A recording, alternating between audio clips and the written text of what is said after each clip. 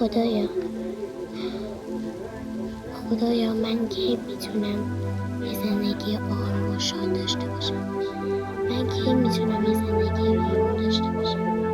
که خاطرات اون روزی که زهرا توی جنگل گم شد و من خیلی جا دنبالش گشتم اما پیداش نکردم و پاک کنم.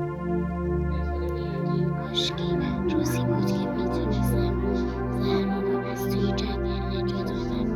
و بیارمش بیرون تا بتونم با مشکلاتم مقابله کنم، بتونم با مشکلاتی که برام درست میشه مقابله کنم و بتونم که با این مشکلات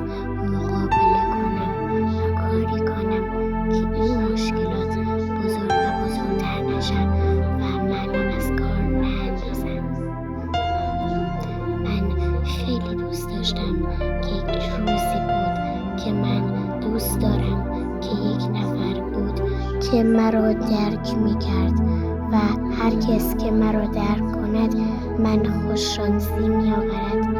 و من خیلی دوست دارم که آن شخص درک بالایی داشته باشد.